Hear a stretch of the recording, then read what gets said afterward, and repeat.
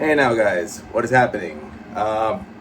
First of all, I just want to say I have the AC on. It is hot as balls here in my office. So if you hear a hum, that's my AC unit. Sorry, I'm not sorry. I'm fucking hot and I'm like in a bad mood. But I promise you guys won't see it, okay? I'm happy, okay? Why am I happy? Because I finished volume 5. I didn't take it out yet. I finished, whoops, there goes my bookmark. 1 second. Ugh, okay. Take 2. I finished volume 5 of the Silver Surfer, guys.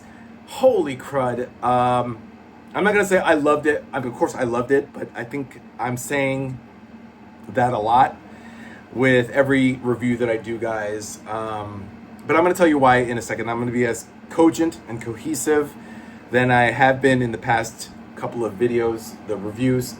Anyway, Volume 5, The Return of Thanos. Thanos, not Thanos, guys. The only reason why they don't want to say Thanos is because it's close to saying anus. And of course, Kevin Feige, the douchebag producer who runs Marvel, thinks that we are a bunch of children, which I guess we are. Even the adults are children, but it's Thanos, guys. That's how Thanos. I just said Thanos. Thanos. That's how Jim Starlin pronounced it. That's how he initially envisioned it when he created the character. Also, it's based on the Greek god of death, Thanatos. So that's how it's pronounced. That's how I pronounce it. That's how I like it. And Thanos just sounds cooler. But if you guys want to call him Thanos, I can't stop you. Whatever. Okay, so The Return of Thanos, covering 1989 to 1990, the years, issues 24 to 38. And The Enslavers, the Marvel graphic novel number 58, Silver Surfer, The Enslavers. So this marks the end of Steve Englehart's run with the Silver Surfer. Unfortunately, here maybe I'll lower it down 1 notch so it's not too loud. Okay, so this, unfortunately, the backstory from what I gather is that Steve Englehart was having problems with Marvel. At this point, it was editor-in-chief Tom DeFalco. And God, if it wasn't Jim Shooter, then it was Tom DeFalco, or it was Bob Harris or Joe Quesada. Nobody's ever happy. The writers are never happy. The editors are never happy. I don't know what happened, but apparently Englehart was not happy with the editorial decisions and decided to leave. He, of course, aired his grievances on Fantastic Four, calling himself John Harkness, because he was not happy with whatever they were telling him. Maybe they weren't happy with his writing. I don't know. I really liked Steve Englehart's writing. I don't know how you guys feel. Let me know in the comments. Steve Englehart was a massive writer in the 70s. He did Captain America. He did Defenders. He did Avengers. He did Incredible Hulk. He did Amazing Adventures. He did Amazing Adventures was actually number 12 was his first assignment. But he was entrusted with a lot of important titles. And eventually he went and gone and did DC, then he came back, and now this happens, and I don't know what happened. Maybe he just proved to be too old. I hate to make age an issue, but I don't know what the deal was. But Englehart wasn't happy, and so this is the last set of stories. He had just gotten on the book 2 years ago in '87, and by issue 31, that's it. So in this one, issues 24 to 31 are his last issues. 24 was a one-off issue, which it was called Geigo, but which means garbage in, garbage out. But he just merely faced. It was a throwaway story. It was just merely him facing a planet, a crystalline planet that's run by a computer, and it proves too powerful for him to defeat on his own. So I hope you didn't hear that. The fucking door slammed, like goddamn neighbors. Okay. Take 3. I live in a communal space, which is okay. I'm moving soon. Anyway, so it's just him taking on this planetary computer, and he manages to outsmart it and escape. that's pretty much it. Then we have 25 to 31, which is the 7-part. It's unofficial because it wasn't shown in any top side. You know how like Inferno or some storyline has a title at the top.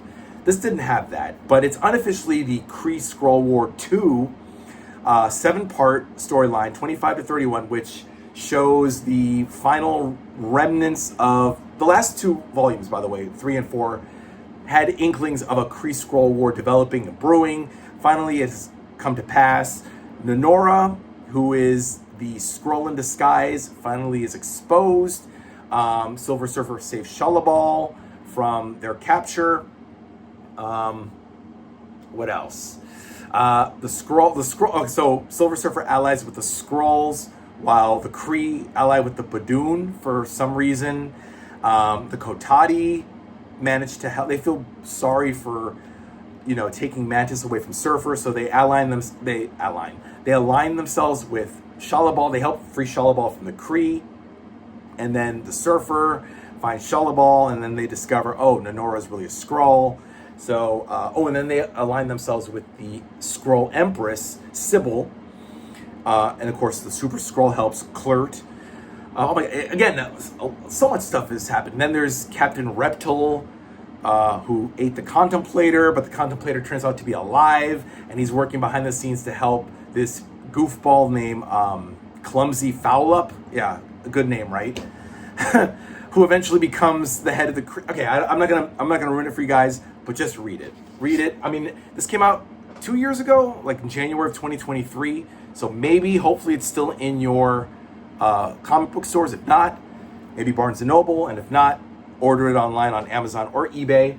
But a lot happens. So that culminates and it ends. That's issues 25 to 31. And that wraps up Englehart's run on the book. Then we get 32 and 33, which is written by Jim Valentino. Jim Valentino, who I think at this point was writing Guardians of the Galaxy, that series at the time.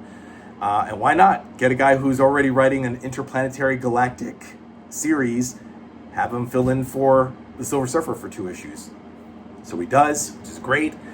And Ron Lim, of course, is doing the pencils. Ron Lim, I forget, somebody else filled in for issue 32. But Ron Lim comes back with 33. Then in 34, we get the return of Thanos.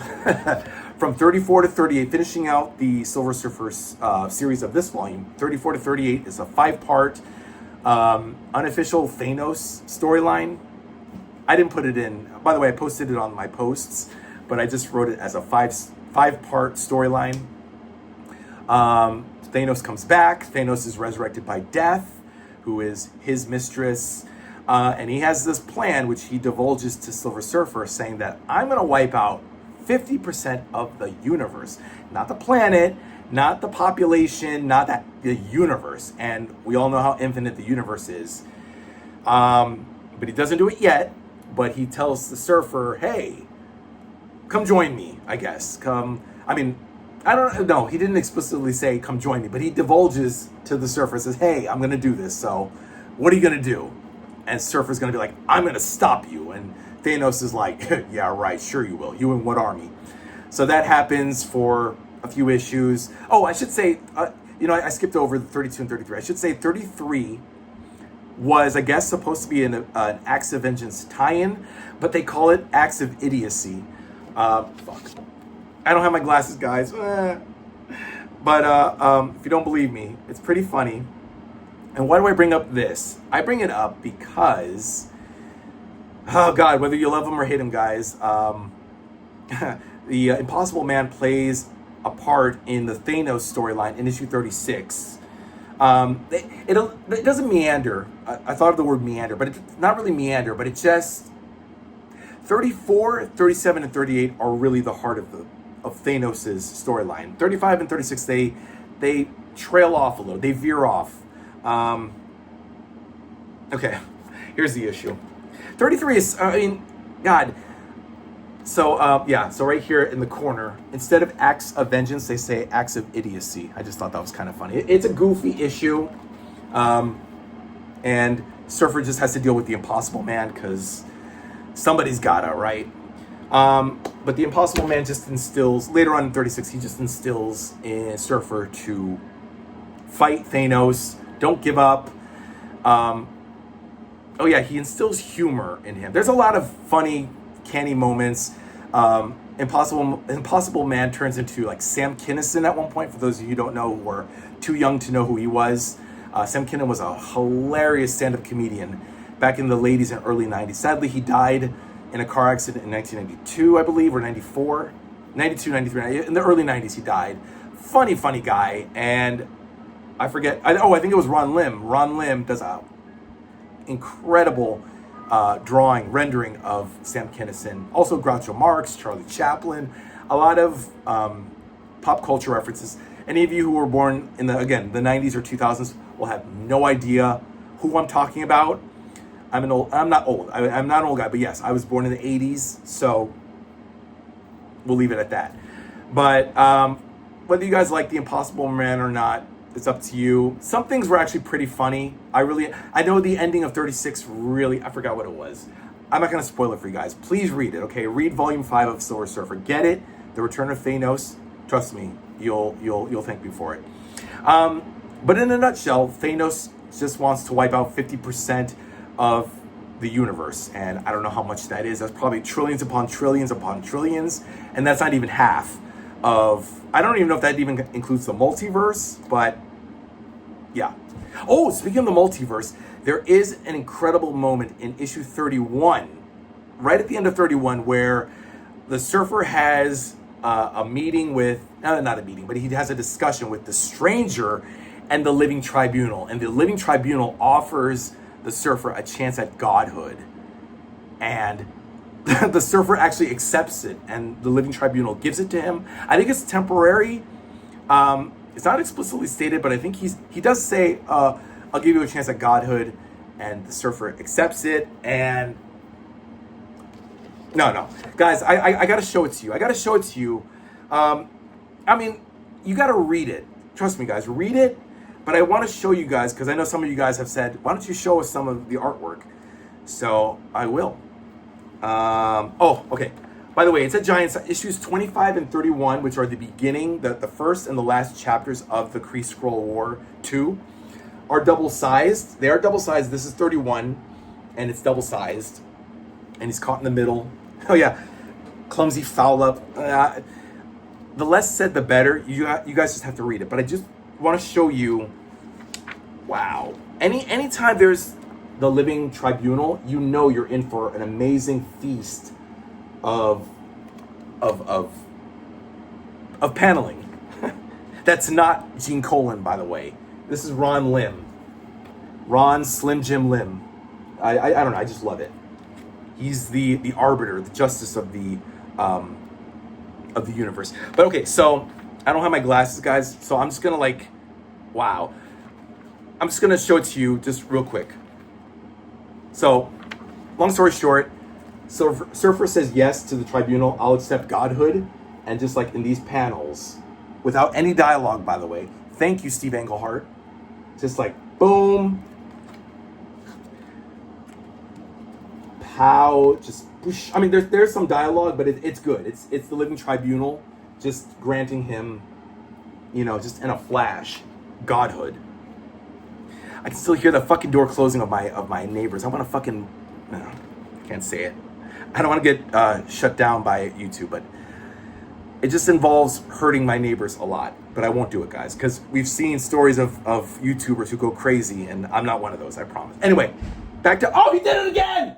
Stop slamming the fucking door! Okay. I'm not crazy, guys. Okay. And then, boom. Look at this Milky Way galaxy. Then look at this ecstasy. This is ecstasy on the Surfer's face, guys. Look at that. That's so fucking beautiful. He's like, I'm feeling the power. The Silver Surfer, who's been granted godhood by the Living Tribunal. And then, whoosh.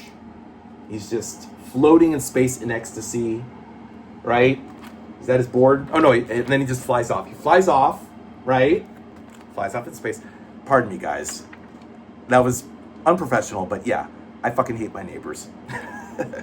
And that's it, guys. He just zooms off. What does that say down there? What does that say? Oh yeah, space is infinite. It's the Living Tribunal. And Surfer doesn't say anything. He just, feels so good. And that's it. Next issue. That felt good, by the way, just getting that off my chest, guys. Yeah, so then 32 begins, Jim Valentino's 2-issue one-off. Anyway, I just wanted to share that with you guys. Thanos, yeah. So in the conclusion of that storyline, 34 to 38, Surfer thinks he kills Thanos, but Thanos is not dead. And that's, of course, going to lead to Volume 6, which is Thanos Quest. And then, of course, Silver Surfer Enslaver. It's the Marvel graphic number 58, Silver Surfer, The Enslavers. Whew, just cut out Marvel graphic novels. Nobody cares. Silver Surfer, The Enslavers has the Surfer taking on this dude named Mango. I forgot. Mango Moo. It's a really dumb name. Really dumb name. Written by Stan Lee, obviously. And Keith Pollard, who also did the pencils. So Stan Lee, Keith Pollard, was actually pretty good. Aside from his name, it was a pretty good story. Pretty much this warlord from space, because who else, he beats all the superheroes on Earth, all the villains, captures them, enslaves them, brings them to outer space, steals billions of Earthlings, and he uses them for food, for sustenance, and to power up his ship, which is even bigger than Earth. And only the Silver Surfer can stop him because, of course, it's his story, it's his book. And he does, with some help from an unlikely source. Again, I'm not going to spoil it for you guys, but it does involve Shalabal, but she's not the reason why he wins. It's just really cool. And that's pretty much it, guys. That's 480 pages, but it feels like it's only 16 issues and 15 issues and one book in 480 pages. That's volume 5 of Return of Thanos, guys. Now I feel a little bit sorry, guys, that you had to see me scream like that, but I fucking hate my neighbors. If you see these people, you want to punch them in their faces. But I'm not going to do that because then I can't do my videos, guys. I go to jail. Anyway, moving on.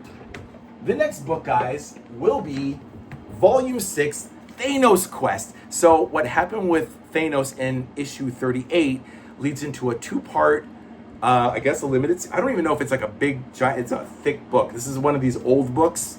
This is from like Salisco. I think this is R.R. Donnelly. I don't know. Let me check. Hold on a second. This is, no, LSC Communications, but it's still a thick-ass book.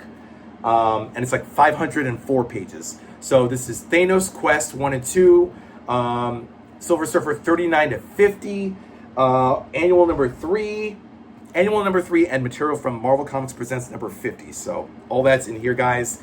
I cannot wait to read this. Yes, another cover. This is the second consecutive book. Volume 7 is going to have Thanos on the cover too. I mean, and Jim Starlin is doing it, so Jim Starlin, who created Thanos, has a big heart on for Thanos, obviously. Oh, and look, Adam Warlock comes back. Interestingly enough, either issue 33 or 36, which features Impossible Man, says it has Warlock and Captain Marvel on it, but they don't appear. So that's false advertising. You know, sorry to be the bearer of bad news. Oh, and by the way, look, the new logo. We have a new Silver Surfer logo, which I actually like better, which is indicative of the new direction from Steve Englehart to Jim Starlin. Jim Starlin is now going to be the writer up until the end of this book, issue 50. So we've now got Starlin, guys. Jim fucking Starlin writing, not penciling. Ron Lim is going to continue penciling, and Jim Starlin is just going to write the motherfucker. Yeah, I love this, the purple with the black and Surfer and the gold on his shoulder pads. And yeah, we get Drax the Destroyer. Drax the Destroyer comes back also in this Thanos storyline in Volume 5. So we got a lot, guys. A lot of interstellar epic goodness for you. And that is it, guys. Leave your comments down below. Let me know, guys, what you think about this volume. Let me know what you think about your neighbors and how much you hate them too. We all hate our neighbors. It's all good, guys. I've been living with these assholes for 5 years, so I'm used to it. They're used to me. I just love yelling at them because I just fucking hate them. All right, I read these epics so you don't have to, but I do encourage you guys to love these epics. Maybe love your neighbors or don't, whatever. Leave your comments, likes, and dislikes, or your subscribes, or don't, whatever, guys. But enjoy it. I love you guys, and I hope you love me too. What can I say, guys? I'll see you next time. Bye.